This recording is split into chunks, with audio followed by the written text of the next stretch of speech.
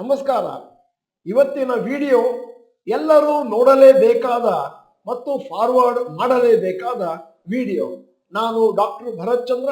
ವಿಡಿಯೋಗಳ ಉದ್ದೇಶ ಕನ್ನಡಿಗರ ಫೈನಾನ್ಷಿಯಲ್ ಎಜುಕೇಶನ್. ಹೆಚ್ಚಿನ ಫ್ಯಾಮಿಲಿಗಳಲ್ಲಿ ಗಂಡ ಎನಿಸಿಕೊಂಡವರು ಆ ಕುಟುಂಬದ ಎಲ್ಲ ಫೈನಾನ್ಸಸ್ ಅನ್ನು ನೋಡ್ಕೊಳ್ತಾ ಇರ್ತಾರೆ. ಮನೆಯಲ್ಲಿ ಹೆಂಡತಿ ಅಂತಿರುವವರು ಮಕ್ಕಳನ್ನು ನೋಡ್ಕೋತಾರೆ, ಬೇರೆ ಮನೆ ವಿಚಾರಗಳನ್ನು ನೋಡ್ಕೋತಾರೆ.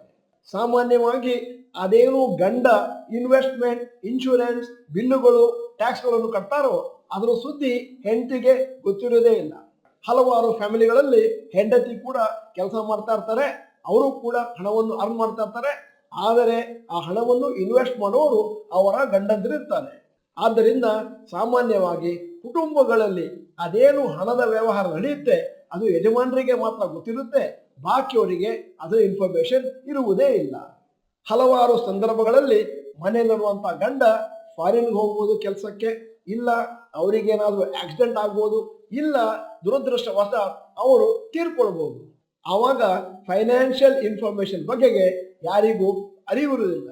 ಈ ರೀತಿ ಮನೆಯಲ್ಲಿ ಗಂಡ ಮಾತ್ರ ಫೈನಾನ್ಷಿಯಲ್ ಮ್ಯಾಟರ್ಸ್ನ ನೋಡ್ಕೋತಾ ಇದ್ದಾರೆ, ಇತರರು ಅದರ ಬಗ್ಗೆ ಕಾಳಜಿ ವಹಿಸ್ತಾ ಇಲ್ಲ ಅಂತಂದ್ರೆ ಮುಂದಿನ ದಿನಗಳಲ್ಲಿ ಬೇಕಾದಷ್ಟು ಲಾಸ್ ಆಗುವಂತ ಚಾನ್ಸಸ್ ಇದೆ. ಏನಾಗಬಹುದು ಅಂತ ಸೂಕ್ಷ್ಮವಾಗಿ ಹೇಳ್ತಾರೆ.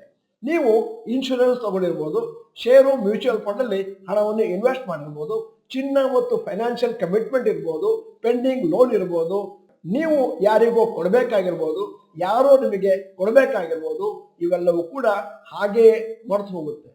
ಇಂತಹ ಸಂದರ್ಭಗಳಲ್ಲಿ ಫೈನಾನ್ಸ್ ನೋಡ್ಕೊಳ್ತಾ ಇರುವಂತಹ ಗಂಡ ಇಲ್ಲ ಅಂತಾದಾಗ ಇತರರಿಗೆ ಈ ಫೈನಾನ್ಷಿಯಲ್ ಮ್ಯಾಟರ್ಸ್ನ ಒಂದು ದಾರಿಗೆ ತರಲಿಕ್ಕೆ ಬಹಳಷ್ಟು ಸಮಯ ಹಿಡಿಬಹುದು. ನೀವೇನಾದ್ರೂ ನಿಮ್ಮ ಫ್ಯಾಮಿಲಿಯಲ್ಲಿ ಫೈನಾನ್ಸ್ನ ನೋಡ್ಕೊಳ್ತಾ ಇದ್ದೀರಿ ಅಂತಂದ್ರೆ ಇವತ್ತು ಈ ವಿಡಿಯೋದಲ್ಲಿ ಹೇಳಿದ ವಿಷಯವನ್ನು ಆದಷ್ಟು ಗಂಭೀರವಾಗಿ ತಗೊಳ್ಬೇಕು ಮತ್ತು ನಾನು ಹೇಳಿದ ವಿಷಯಗಳನ್ನು ದಯವಿಟ್ಟು ನೋಟ್ ಮಾಡಬೇಕು. ಒಂದು ನೋಟ್ಬುಕ್ ನಲ್ಲಿ ಬರೀಬೇಕು, ಇಲ್ಲಾಂದ್ರೆ ಕಂಪ್ಯೂಟರ್ ನಲ್ಲಿ ಅದನ್ನು ಲೋಡ್ ಮಾಡಿ ಒಂದು ಪ್ರಿಂಟ್ಔಟ್ ತೆಗೆದು ಒಂದು ಒಳ್ಳೆಯ ಸೇಫ್ ಪ್ಲೇಸ್ ಅಲ್ಲಿ ಇಡಬೇಕು. ಯಾವ ಯಾವ ಫೈನಾನ್ಷಿಯಲ್ ಡೀಟೇಲ್ಸ್ನ ನೀವು ನಿಮ್ಮ ನೋಟ್ಬುಕ್ ನಲ್ಲಿ ಅಥವಾ ಕಂಪ್ಯೂಟರ್ ಅಲ್ಲಿ ನೋಟ್ ಮಾಡಬೇಕು ಅನ್ನೋದ ಪಟ್ಟಿಯನ್ನು ನಿಮ್ಮ ಮುಂದೆ ಇಟ್ಟಿದ್ದೇನೆ.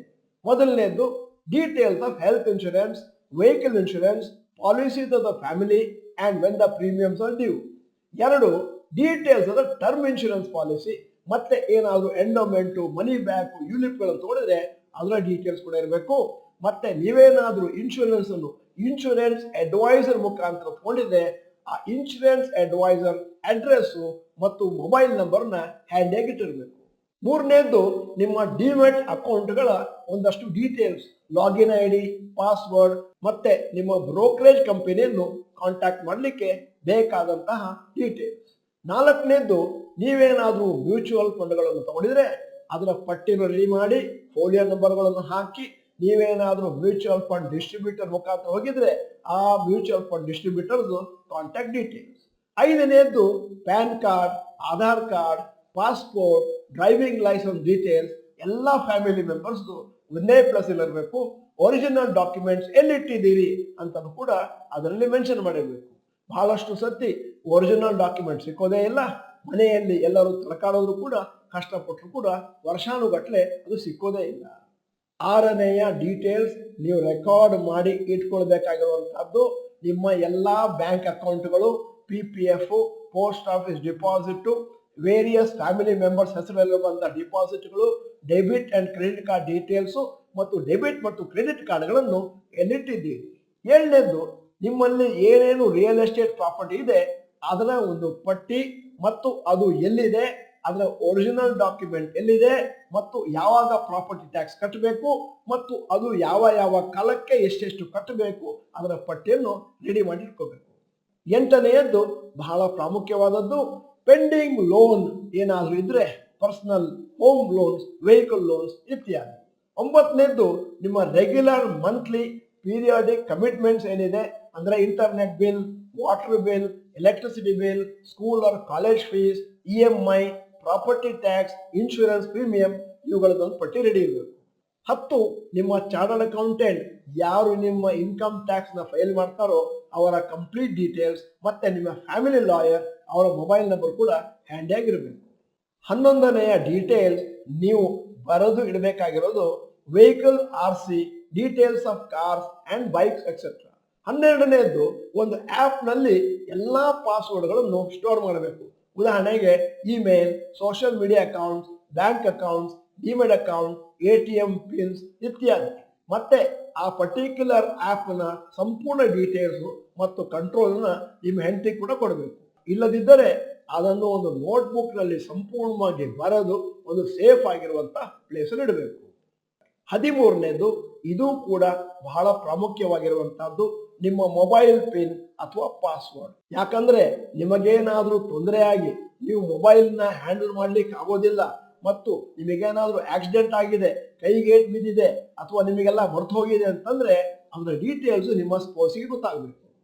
14ನೆಯ ಡೀಟೇಲ್ಸ್ ನೀವು ನೋಟ್ ಮಾಡಬೇಕಾಗಿರುವಂತಹದ್ದು ನಿಮಗೆ ಎಷ್ಟು ಪೆನ್ಷನ್ ಬರ್ತಾ ಇದೆ ಮತ್ತು any other income, rental income ಇತ್ಯಾದಿ ಇತ್ಯಾದಿ. 15ನೇ ವಿಚಾರ, ನೀವೇನಾದ್ರೂ ವಿಲ್ ಅನ್ನು ಬರೆದಿದ್ರೆ ಆ ವಿಲ್ಲಿನ ಕಾಪಿ ಯಾರ ಹತ್ರ ಕೊಟ್ಟಿದ್ರಿ, ಎಲ್ಲಿದೆ, ಅಥವಾ ಅದೇನಾದ್ರೂ ಲಾಕರ್ ಇದ್ರೆ ಆ ಲಾಕರ್ನ ಡೀಟೇಲ್ಸ್. 16 ನಿಮ್ಮಲ್ಲಿ ಏನಾದ್ರೂ ಚಿನ್ನ ಮತ್ತು ಇತರ ವ್ಯಾಲ್ಯೂಯೇಬಲ್ಸ್ ಏನಾದ್ರೂ ಇದ್ರೆ ಅದನ್ನು ಲಾಕರ್ ಅಲ್ಲಿ ಇಟ್ಟಿದ್ರೆ ಆ ಲಾಕರ್ನ ಸಂಪೂರ್ಣ ಡೀಟೇಲ್ಸ್ ಮತ್ತು ಲಾಕರ್ ನಲ್ಲಿ ಏನು ಕಂಟೆಂಟ್ ಇದೆ ಅನ್ನುವಂತ ಒಂದು ಪಟ್ಟಿ. ಇಲ್ಲಿ ನಾನು ಅಂದಾಜು 16 ವಿಷಯಗಳನ್ನು ನಮೂದಿಸಿದ್ದೇನೆ. ಇದು ಅಲ್ಲದೆ ನಿಮ್ಮ ಫ್ಯಾಮಿಲಿಗೆ ಇನ್ನೇನಾದ್ರೂ ಹೇಳೋದಿದ್ರೆ ಅದನ್ನು ಬರೆದಿಡಬೇಕು. ಯಾಕಂದ್ರೆ ನಿಮ್ಮ ಆಬ್ಸೆನ್ಸ್ ಅಲ್ಲಿ ಅದನ್ನು ಅವರು ಓದ್ತಾರೆ. ನಾನು ಈ ಎಲ್ಲಾ ವಿಷಯಗಳನ್ನು ಒಂದು ನೋಟ್ಬುಕ್ ನಲ್ಲಿ ಬರೆದು ಇಡಿ ಅಂತ ಹೇಳಿದೆ. ಆದರೆ ಸರಿಯಾದಂತಹದ್ದು ಯಾವುದು ಅಂತಂದ್ರೆ ಅದನ್ನು ಡಿಜಿಟಲಿ ಸ್ಟೋರ್ ಮಾಡುವಂತಹದ್ದು ವಿತ್ ಪಾಸ್ವರ್ಡ್ ಪ್ರೊಟೆಕ್ಷನ್. ಆ ಪಾಸ್ವರ್ಡ್ ಏನು ಅಂತ ನಿಮ್ಮ ಸ್ಪೌಸಿಗೆ ಅಥವಾ ನಿಮ್ಮ ಮನೆಯಲ್ಲಿರುವಂತಹ ಹಿರಿಯರಿಗೆ ಅಥವಾ ಕಿರಿಯರಿಗೆ ಯಾರ ಮೇಲೆ ನಿಮಗೆ ನಂಬಿಕೆ ಇದೆಯೋ ಅವರಿಗೆ ಗೊತ್ತಿರಬೇಕು. ಮತ್ತೆ ಮುಂದಿನ ದಿನಗಳಲ್ಲಿ ಅದನ್ನ ಅವರು ಓದಲಿಕ್ಕೆ ಅನುಕೂಲ ಆಗಬೇಕು. ನನಗೆ ಗೊತ್ತಿರುವ ಬಹಳಷ್ಟು ಜನ ತುಂಬಾ ಕಷ್ಟಪಟ್ಟು ಒಂದಷ್ಟು ಆಸ್ತಿಯನ್ನು ಸಂಪಾದಿಸ್ತಾರೆ. ಮುಂದಿನ ದಿನಗಳಲ್ಲಿ ಅದರ ಪ್ರೊಟೆಕ್ಷನ್ಗೆ ಅವರು ಏನೂ ಮಾಡಿರೋದಿಲ್ಲ. ಆದ್ದರಿಂದ ಅಕಸ್ಮಾತ್ ಏನಾದರೂ ಹೆಚ್ಚು ಕಡಿಮೆ ಆದಾಗ ಆ ಆಸ್ತಿ ಇತರರಿಗೆ ಸೇರುವಂತಹ ಚಾನ್ಸಸ್ ಇದೆ. ಅದಕ್ಕೋಸ್ಕರ ಈ ಎಲ್ಲ ಡೀಟೇಲ್ಸ್ನ ನೀವು ನಿಮ್ಮ ಸ್ಪೌಸಿಗೆ ಕೊಡಬೇಕಾಗುತ್ತೆ. ಇಲ್ಲಿ ನಾನು ನಮೂದಿಸಿದ ವಿಷಯಗಳನ್ನು ಬರೆದಿಟ್ಕೋಬೇಕು ಅಥವಾ ಪಾಸ್ವರ್ಡ್ ಪ್ರೊಟೆಕ್ಷನ್ ಅಲ್ಲಿ ಇಡಬೇಕು ಅಂತಂದ್ರೆ ಕೆಲವು ಗಂಟೆಗಳು, ಕೆಲವು ದಿನಗಳು ಬೇಕಾದವು. ಒಂದಷ್ಟು ಸೋಮಾರಿತನದಿಂದ ಮತ್ತಷ್ಟು ಡಿಲೇ ಕೂಡ ಆಗ್ಬೋದು. ಆದರೆ ಇದೆಲ್ಲ ಕೂಡ ಒನ್ ಟೈಮ್ ಆಕ್ಟಿವಿಟಿ. ಮತ್ತೆ ಯಾವಾಗಲಾದ್ರೂ ಸಣ್ಣ ಸಣ್ಣ ಮಾರ್ಪಾಡುಗಳನ್ನು ಮಾಡ್ತಾ ಇರುವಂತಹ ಡೀಟೇಲ್ಸ್. ಆದ್ದರಿಂದ ಆದಷ್ಟು ಬೇಗ ಈ ವಿಚಾರಕ್ಕೆ ಗಮನವನ್ನು ಕೊಟ್ಟು ನಿಮ್ಮ ನೋಟ್ಬುಕ್ ಅಥವಾ ಪಾಸ್ವರ್ಡ್ ಪ್ರೊಟೆಕ್ಷನ್ ಇರುವಂತಹ ಆ್ಯಪ್ನಲ್ಲಿ ನಿಮ್ಮ ಎಲ್ಲ ಡೀಟೇಲ್ಸ್ ಅನ್ನು ದಯವಿಟ್ಟು ನೋಟ್ ಮಾಡಿಕೊಳ್ಳಿ. 3 ರಿಂದ 6 ತಿಂಗಳಿಗೊಮ್ಮೆ ಪುನಃ ಅಪ್ಡೇಟ್ ಮಾಡಿಕೊಳ್ಳಿ. ಒಮ್ಮೆ ಈ ಆಕ್ಟಿವಿಟಿ ಸಂಪೂರ್ಣವಾದ ಬಳಿಕ ದಯವಿಟ್ಟು ನಿಮ್ಮ ಜೀವನ ಸಂಗಾತಿಗೆ ಅದರ ಬಗ್ಗೆ ಸಂಪೂರ್ಣ ಮಾಹಿತಿಯನ್ನು ಕೂಡ ಕೊಡಿ.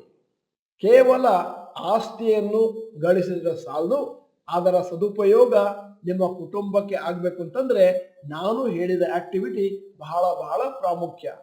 ನೀವೇನಾದರೂ ಇನ್ನೂ ಮದುವೆ ಆಗದೇ ಇದ್ದರೆ ಈ ಎಲ್ಲ ಡೀಟೇಲ್ಸ್ನ ನಿಮ್ಮ ಪೋಷಕರ ಒಡನೆ ಹಂಚಿಕೊಳ್ಳಿ. ಇವತ್ತು ನಿಮ್ಮ ಮುಂದೆ ನಾವು ಪ್ರಸ್ತುತ ಪಡಿಸಿದ ಈ ವಿಡಿಯೋ ಬಹಳ ಪ್ರಾಮುಖ್ಯ. ನಿಮ್ಮ ವಯಸ್ಸು ಎಷ್ಟೇ ಇರಲಿ ಅಥವಾ ಇನ್ಯಾರಿಗಾದರೂ ನಿಮ್ಮ ಸ್ನೇಹಿತರಿಗೆ ವಯಸ್ಸು ಎಷ್ಟೇ ಆಗಲಿ ದಯವಿಟ್ಟು ಈ ವಿಡಿಯೋನ ಫಾರ್ವರ್ಡ್ ಮಾಡಿ. ಇದರಿಂದ ಬಹಳಷ್ಟು ಜನಕ್ಕೆ ಮುಂದಿನ ದಿನಗಳಲ್ಲಿ ಉಪಯೋಗ ಆಗ್ಬೋದು. ವಿಡಿಯೋದ ಕೊನೆಯಲ್ಲಿ ಇವತ್ತಿನ ವಿಡಿಯೋಗೆ ಸಂಬಂಧಪಟ್ಟ ಹಾಗೆ ಒಂದು ಪ್ರಶ್ನೆ ಕೇಳ್ತಾ ಇದ್ದೇನೆ.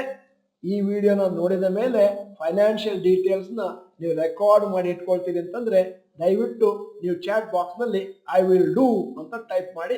ಆವಾಗ ನಮಗೂ ಖುಷಿ ಆಗುತ್ತೆ ಮತ್ತು ನಿಮಗೂ ಕೂಡ ಒಂದು ತರದ ಕಮಿಟ್ಮೆಂಟ್ ಸ್ಟಾರ್ಟ್ ಆಗುತ್ತೆ. ನೀವು ಡಾಕ್ಟರ್ ಭರತ್ ಚಂದ್ರ ಇನ್ಸ್ಟಿಟ್ಯೂಟ್ ಕನ್ನಡ ಚಾನೆಲ್ ಮೆಂಬರ್ ಅಲ್ಲ ಅಂತಂದ್ರೆ ಇದೀಗ ಸಮಯ. ಸಬ್ಸ್ಕ್ರಿಪ್ಷನ್ ಬಟನ್, ಬೆಲ್ ಐಕಾನ್ ಒತ್ತಿ. ವಿಡಿಯೋ ಚೆನ್ನಾಗಿದ್ರೆ ಲೈಕ್ ಬಟನ್ ಒತ್ತೋದನ್ನು ಮರಿಬೇಡಿ. ವಿಡಿಯೋನ ನಿಮ್ಮ ಎಲ್ಲಾ ಸ್ನೇಹಿತರಿಗೂ ಕಂಪಲ್ಸರಿಯಾಗಿ ಫಾರ್ವರ್ಡ್ ಮಾಡಿ. ವಿಡಿಯೋನ ಸಂಪೂರ್ಣವಾಗಿ ನೋಡಿದ್ದಕ್ಕೆ ಧನ್ಯವಾದಗಳು. ನಮಸ್ಕಾರ.